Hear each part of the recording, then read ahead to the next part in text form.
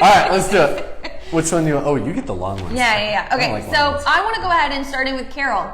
If you guys remember 2 weeks ago when I was here, we talked about Carol's dog who was doing that freeze and stalking on the walk. And that was, again, 2 weeks ago if you wanted to go back and look at that. And she says, I stood in front of him today to block his view, and he got up really quickly. I remained neutral, and he repositioned, and I kept blocking. LOL.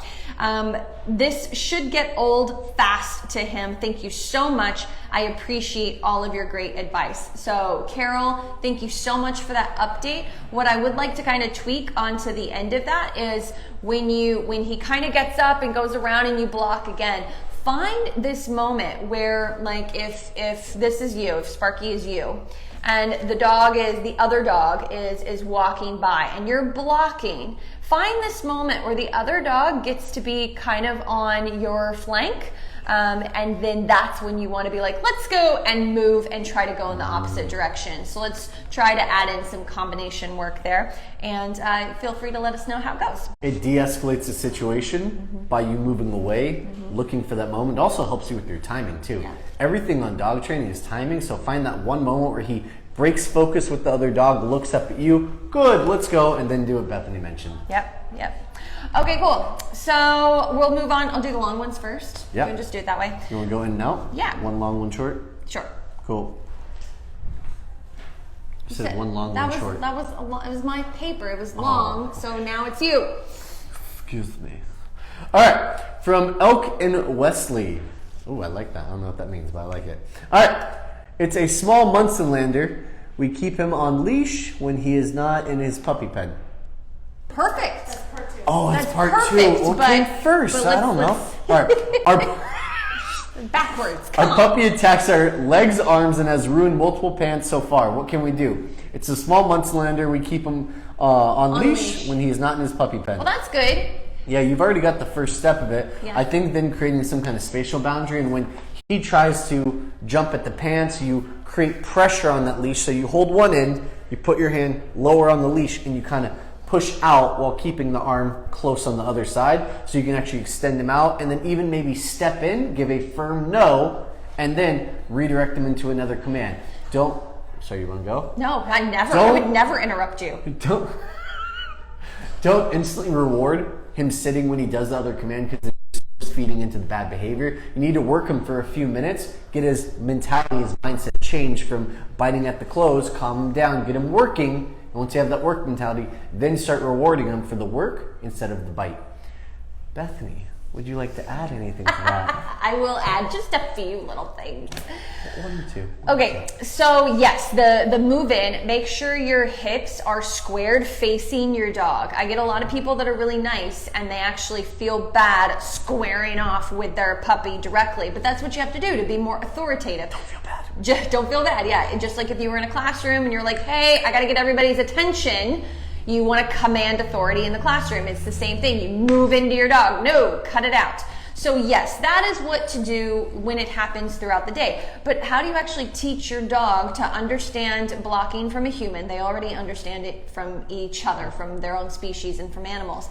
But there's a way that you working on this in an obedience way. So we teach place. Place means go to your spot, which is a dog bed or a cot. Cots are great because they're raised up off the floor a little bit. Yeah. Make a really clear boundary. And you need to teach place with food for fun for 2 to 3 days. And then you need to teach them to stay on place.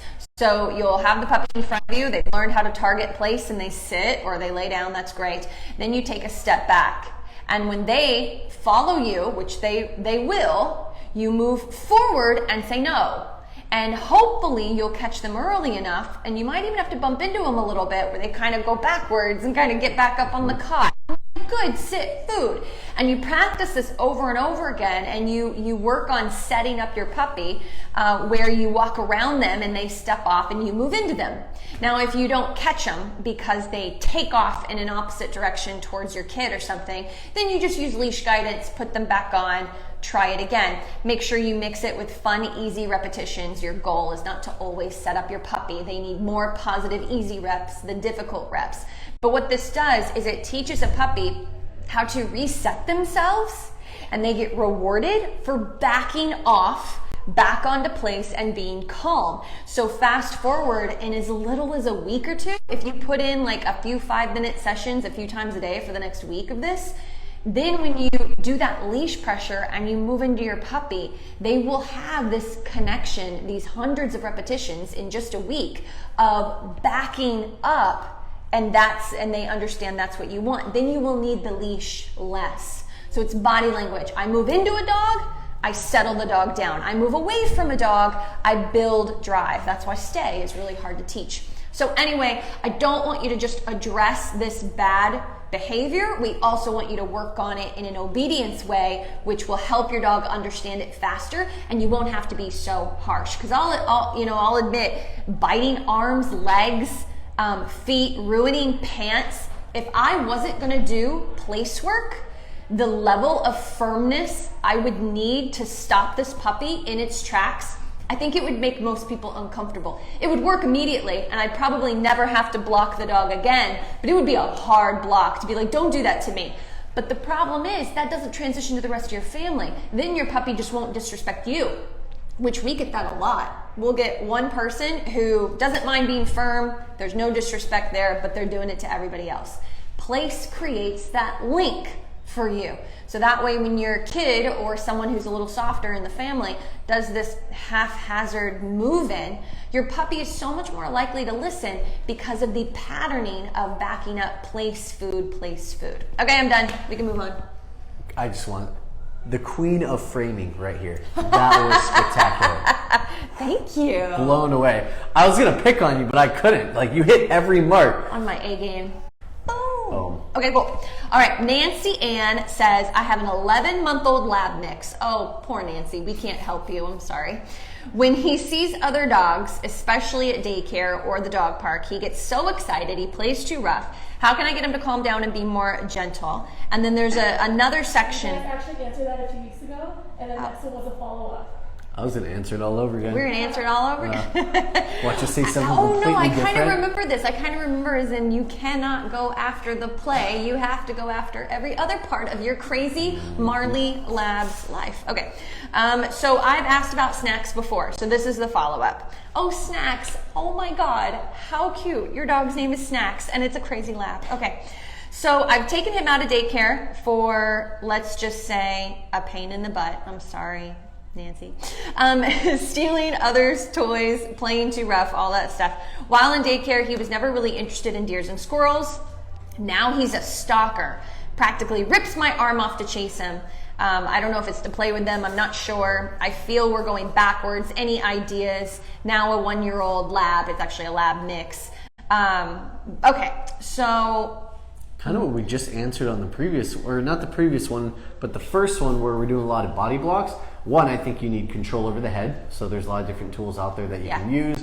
Any tool that does create control over the head, we do recommend hiring a trainer to help you one-on-one to teach you how to use that tool. Yeah. But it sounds like your puppy has a lot of stimulation, a lot of drive, and you're finding ways to work through that. Lab, collie, Australian mix, whatever it is, that's a heavily, heavily driven dog. It's also really normal. So here's the thing, guys, not to get into the weeds and not to not answer your question, Nancy, but every terrier, most terriers we see, they are doing what your lab is doing at 1-year-old at 16 weeks old because they're terriers and they have a different intent at the end of that chase. I'm surprised you're getting so late in life too. Normally you would have that 4 months. Well, that's the thing. It's a lab or a lab mix. So a lot of times we see this is no offense to you or anybody else, but a lot of times with these types of dogs where they're more retriever-esque or herding-esque dogs, your value of like cute little puppy,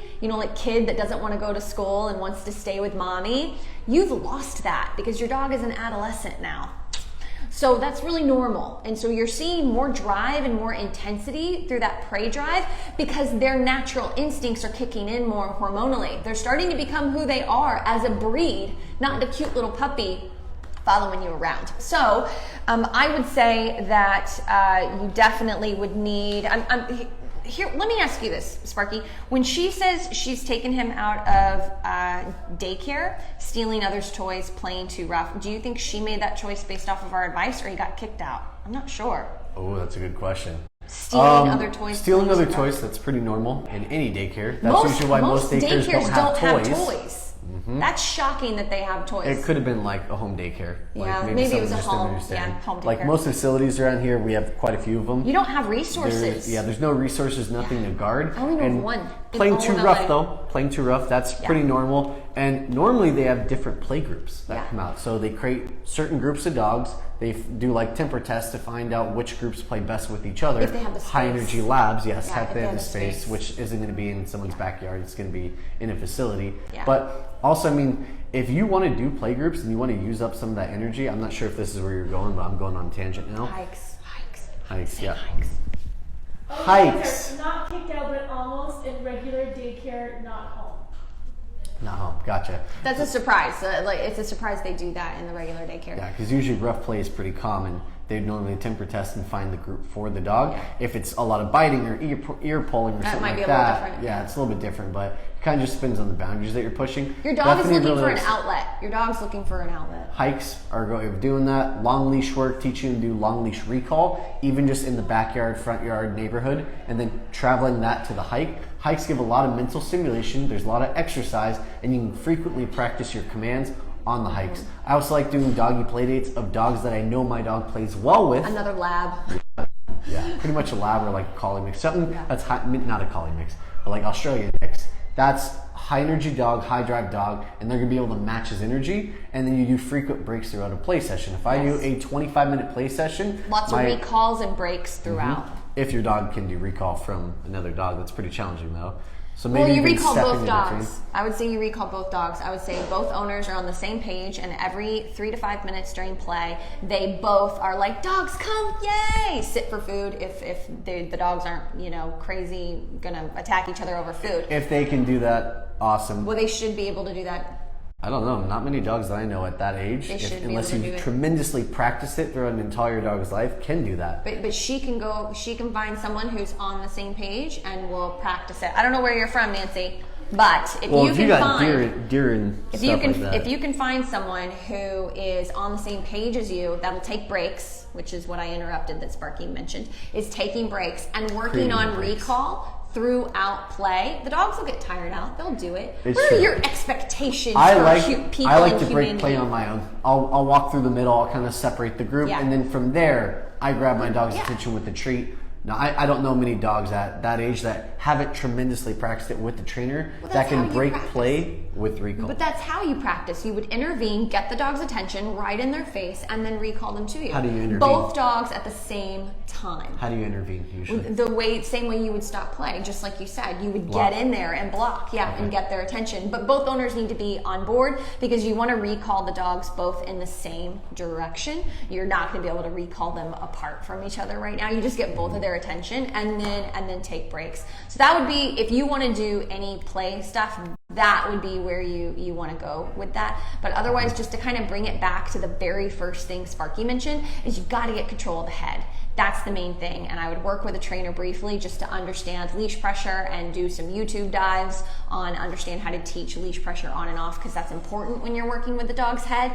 And once you start to do that, you will have so much more available to you as far as a higher quality life with your dog. And I think that's probably where we can end that. I'm cool with that one. I do see some questions though. Is there Yeah, anything she's else told on it? us saying they're in the Pittsburgh area, and they do have some doggy friends. Yay! There we go. High energy doggy friends. That's your best goal. But that's only going to be just to satisfy your need to keep your dog social. That's not going to help you with the behavioral issues that you're having with critters. So it's kind of like a two-parter. Yeah, that's going to be the control over the head for the critters. And the then let's go work and the recall work on leash. Yeah. Bethany's really all about the hikes too. She thinks that's like the big way to do it. Yeah, and find quiet hikes. Like we're in LA, and half of them are crazy packed, and then the other half of them are really quiet. And so we'll choose where we go depending on what we want to work on. And then if you're active, if you're not active, it's not a big deal. You don't have to do hikes. But if you're active, find another hiking buddy. You know, if you've got a buddy with dogs, you play with them in the backyard, but go for a hike first. The dogs are tired, so they're not complete maniacs whenever you go to someone's house and sit and, you know, have some water and let them play for a bit. Anyway, just some ideas that I know some of our clients in LA do. All right, cool. All right, moving on. Kaya Otis Jake, this is actually one of our current students, who is out for a spay. So how to keep a pup calm when they can't exercise after spay. We've tried food puzzles, chew toys, place work. It all makes her hyper. So place work is supposed to calm her down, but you may need more repetitions of place pattern before doing place work. So you're gonna hear some new lingo because this client's already actually trained with us and done a lot of our routines. So we have one routine that, Bethany, what do you call it? Calm? We call it calm place pattern. What do you call it? Pattern. Dog meditation. Thank you. There is our hippy dip. Calm. It works. You know, now I'm going to explain it. You're going to make fun of it. Now I'm going to explain it. Okay. So, dog meditation is you need to be able to, don't make fun of me. I'm not. You need to be agreeing with able you. to control your dog's energy, which means controlling their heart rate.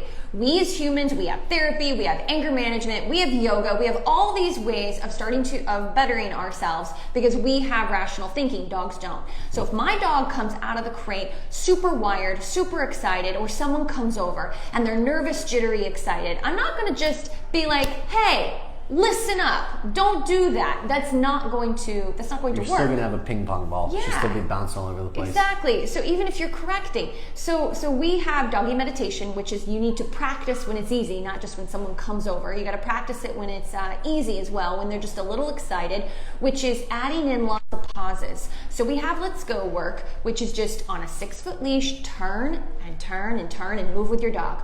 Once your dog is moving with you fluidly, they're turning when you turn, and you're calm. You're not excited. This is not, yay, puppy training, come sit. No. This is... Not for Kaya, at least. Yeah. This is, let's go, good, and then pause.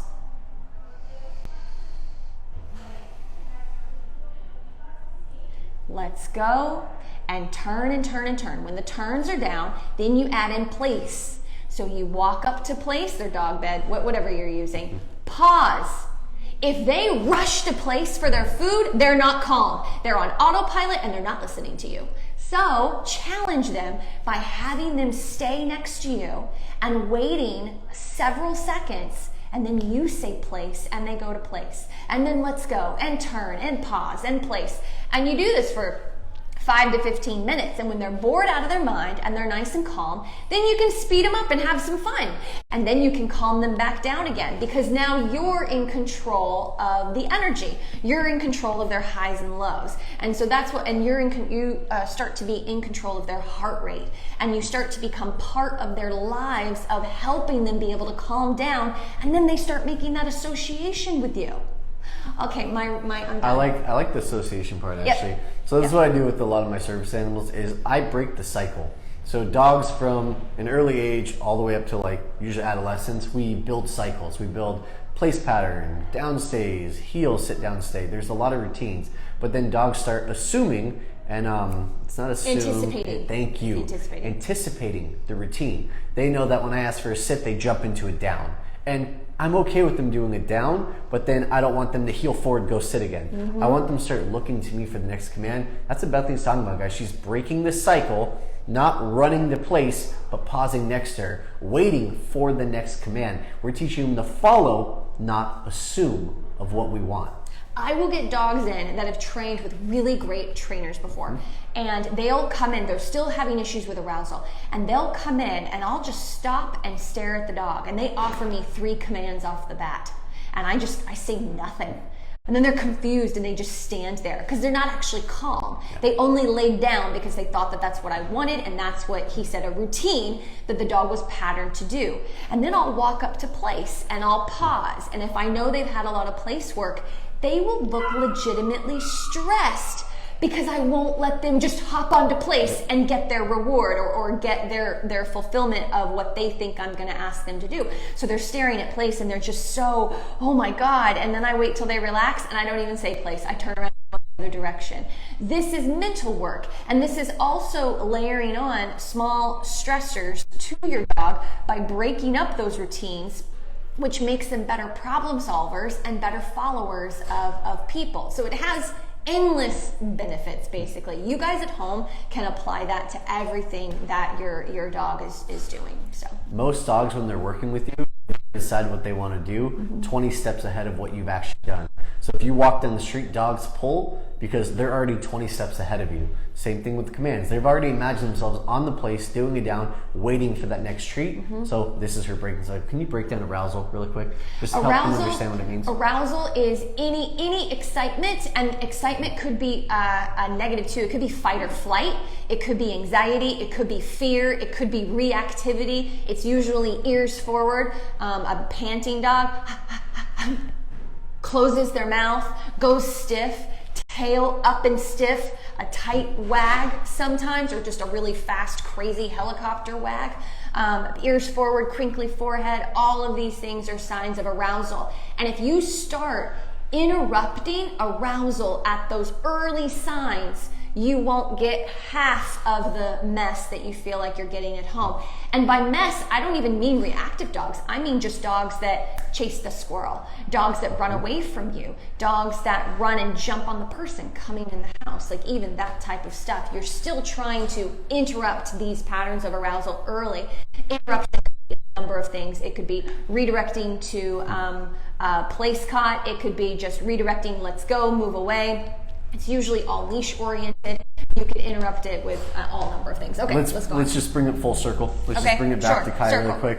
So the food puzzle, the chew toys, and the place work, all of that are end results of what you'll get once you've already worked your dog and tired her out. So if she's not tired, she's not going to do any of this. And by place work, I'm assuming we're doing place duration or even like place pattern because you're trying to slow her down. Because place pattern is a mixture of fast and slow. The doggy meditation, we call it calm place pattern. So doggy meditation is all about going slow to start and creating a lot of pauses. There's no routine to follow. You're breaking the cycle, breaking the routine. Whatever your dog wants, do something different. I love it. Do Basically, the opposite. Yes, dog wants to go fast, you go slow. Dog wants to go to place, you pause, and then turn and go in the other direction. And do a downstay. Yeah, do something different. Switch it up. Yeah, and then if you want to learn more about if you're having issues with actual place duration, listen to our I think it's our first question we answered on the blocking. Let me do my long one here. Yeah. We've been long-winded today. All right. I have one more to get into after that. Okay, Mallory. Hi. This one, and she also commented there too. Okay, cool. We will get to your comment, I promise. Mallory says, hi again. So I have an almost 8-month-old German Shepherd. She's never gone into the pool before because my mom never wanted her to.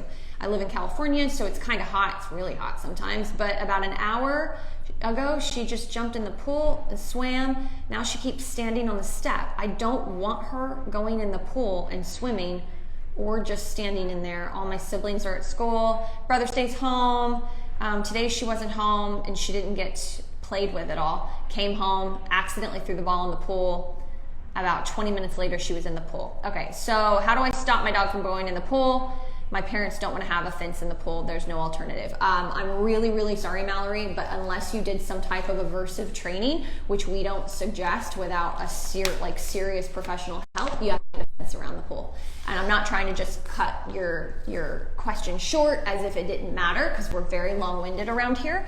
But truly, there is no way to make a pool off limits without a barrier. Even if you did do some type of, like sometimes for digging, trainers have done crazy stuff. They might pop a balloon. And that's an aversive. An aversive is something negative to influence the dog's decision. And I've seen that work with some dogs before. I never did it, but I used to bury poop in the hole. Bury poop in the hole. They can't bury poop in the pool. So anyway, even if you were to do something like that to startle the dog out of making that decision, if everybody's gone and that dog is bored, dogs are going to be like, let me put a toe in the pool and see if anything happens. It's going to wear off after a few months. And so I'm really sorry. I'm not trying to be the bearer of bad news, but you don't have much of a choice. Something you can do in the interim when finding trainers is one, limit dog from being outside. Yes. Anytime they are outside, they're on a leash. Yeah. And you're holding that leash. There's the only way of keeping them out. That's a good We gotta give recommendation. nuggets. I know, sorry. That's a good good point to kind of wrap that around. I was assuming that there was no other option for the dog, but yes. Well, Fresno is hot. Fresno is 109, 110 degrees in the summer. You can't have the dog outside unsupervised. That's just the way it is. Yeah. Cool. Sorry, guys. Sorry, Mountain. All right, Naomi and Ricky, will you read us the last part after I say this one? Yeah, for sure. All right, adopted puppy lab mix, 4.5 months old. Cries when crated and I leave. Eats, sleeps, and crate okay. And I've got the follow-up. Yes. I've got 20-week-old lab shepherd. This is the same person, by the way. It's just more detail. She sleeps fine in crate all night, but when I crate her during the day for me to leave for an hour or so, she cries and howls for about 10 minutes. How do I fix it? She's 20 weeks old. That's pretty darn good. 10 minutes? To be honest. Awesome. It's pretty darn good. Yeah. I would say if you heard us talk about the doggy meditation stuff, that was just a couple questions ago. I would go back and listen to that because you need more mental work with this puppy to calm them down and drain them mentally. Everybody tries to go for the physical. Try to train the puppy mentally before you put them away in crate. That would be one of my suggestions. No, I like that. It takes usually 3 to 4 hours to physically drain a dog. And even when they're drained, they sleep for 20, 30 minutes and they're like full, ready to go again. For physical. Yes, for physical. For the mental side though, you do a 15, 20 minute training session of slow movement and a lot of pauses like we were mentioning in the last part. You'll have a dog knock out for like 2, 3, 4 hours. Yeah. It's a very different side of it. It's like running 4 miles and then being able to go do a chemistry exam. But after the chemistry exam, you want to sleep in your car before driving home. It's always just my reference. It's such a mental drain compared to the physical, which your puppy's been doing his entire life. We get dogs in, Sparky and I, to work with that have biked for miles daily. And we work them for 20, maybe 30 minutes, like work them. Mental work, movement work, focus on the handling.